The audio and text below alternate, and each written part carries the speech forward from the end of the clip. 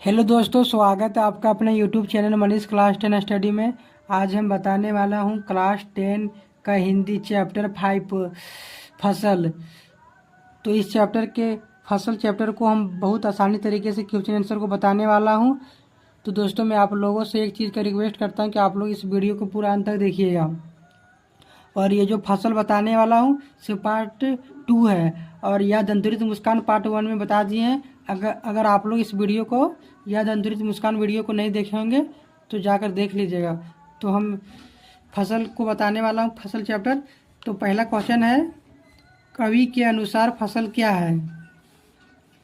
तो इसका उत्तर लिखें। इस कविता के लेखक नागार्जुन है। कवि हमें बताना चाहता है कि फसल पानी, मिट्टी, धूप, हवा और मानव श्रम से मिला जुला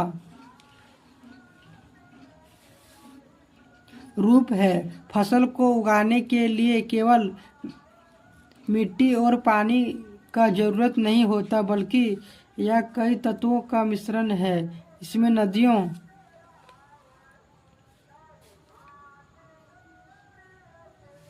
के पानी का जादू, मनुष्य के हाथों के स्पर्श की महिमा, मिट्टी का गुण धर्म, सूरज की किरणों का रूपांतर और हवा की थिरकन का योगदान शामिल है। तो दोस्तों, यहाँ क्वेश्चन में था कि कवि के अनुसार फसल क्या है। देखिए दोस्तों, क्वेश्चन का आप लोग देखिए, कवि के अनुसार फसल क्या है। तो फसल को, जो फसल के बारे में मतलब जो जो उगाने में लगता है, उसी को मतलब अपने भाषा से आराम से इसे और भी बड़ा करके लिख सकते हैं आप लोग। हम इतना लिख दिए हैं कि आप लोग इतना समझ कर मतलब आप लोग समझ जाइएगा कि इस क्वेश्चन में बोल क्या रहा है और क्या लिखना है। तो आप लोग हर क्वेश्चन के मतलब आगे और बढ़ा के मतलब ज़्यादा लिख सकते हैं और नहीं भी लिख सकते हैं, जो मन करेगा आप लोग सोच कीजिएगा। तो हम दूसरा क्वेश्चन को पढ़ते हैं। तो दूसरा क्वेश्चन है, कविता में फसल उपजाने के लिए आवश्यक तत्वों की बात कही गई है। वे आवश्यक तत्व कौन कौन से हैं? तो दूसरा का उत्तर है, कविता में फसल उपजाने के लिए निम्नलिखित आवश्यक तत्वों की बात कही गई है। वे आवश्यक तत्व इस प्रकार से हैं। तो दूसरा का पहला पॉइंट है पानी। तो पानी का पॉइंट देख लिखे हैं, कविता में इसे हजार हजार नदियों के पानी का जादू कहा गया है। और दूसरा पॉइंट है मिट्टी। तो मिट्टी को लिखे हम, इसे हजार हजार खेतों के मिट्टी का गुण धर्म बताया गया है। और तीसरा पॉइंट लिखे हैं हवा।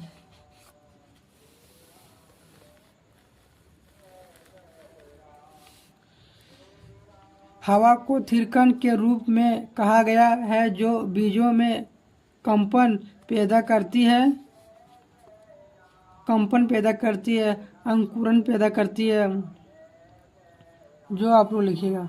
तो पांचवा पॉइंट लिखे हैं, सूरज की किरणों। ये सूरज की किरणों। फिर लिखे हैं, ये सूरज की किरणों का रूपांतर है, जिनके बिना फसल अपना भोजन नहीं बना सकती है।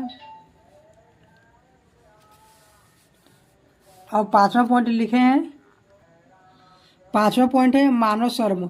मानव के मेहनत के बिना फसल पैदा नहीं हो सकती। फसल को उत्पादन करने में एक दो नहीं बल्कि करोड़ों किसानों मजदूर लगे रहते हैं। तो दोस्तों, अब चौथा क्वेश्चन को पढ़ते हैं। चौथा क्वेश्चन है, भाव स्पष्ट कीजिए। तो चौथा का आंसर है, रूपांतर है सूरज की किरणों का सिमटा हुआ, संकोच है हवा की थिरकन का। तो का आंसर लिखें। ये का क्वेश्चन था। का आंसर है, इस पंक्ति से यह भाव स्पष्ट होता है कि कविता में फसल को अनेक तत्वों के रूप बताया गया है, जिनमें सूर्य और वायु का